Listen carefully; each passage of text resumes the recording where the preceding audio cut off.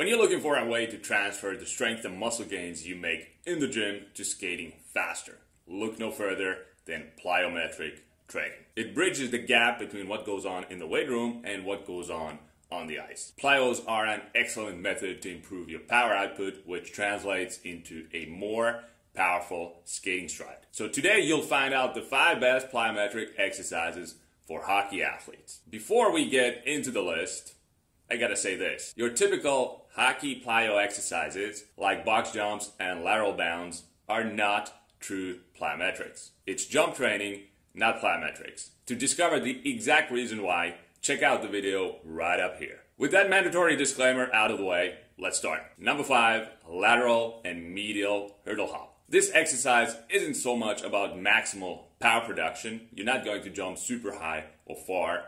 Rather, it promotes knee stability by engaging the glutes and adductors on the working side, while also teaching you how to absorb force when you land on one leg going sideways. Why would that be important? If you look at knee injuries that take place in hockey, they typically happen when you skate into a rut or fall in an awkward position where your knee bends inward very suddenly.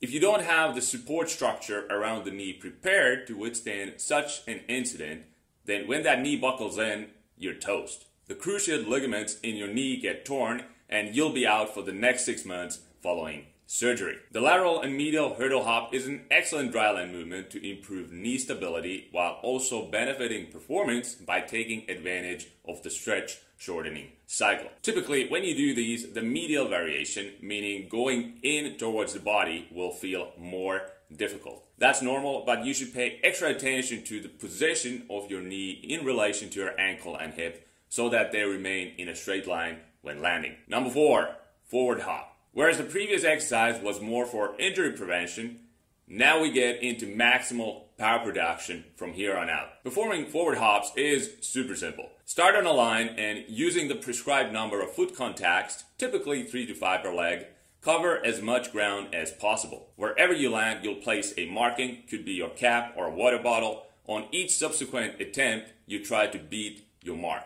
That's it. The more ground you can cover, the more powerful your first skating strides are going to be. The carryover from the field to the ice is notable thanks to this single leg movement. For this exercise, it's important to use only one leg at a time. If you alternate legs, you're doing a different movement called the forward bound, which also happens to be number 3 on our list. Same as forward hops, you're going for maximal distance here. This time, like I said, you'll be alternating legs on each rep. So if you start on your left leg, your next foot contact will be on your right, then left, right, and so on. What I said before about trying to beat your previous attempt on forward hops also holds true here. Even better is if you have a training partner of similar level as you, because then you can turn this into a real competition. Who jumps the farthest? Great athletes are very competitive and they always want to win. So having a partner as a measuring stick will add a few centimeters to your bounce, which in turn will increase the effectiveness of your workout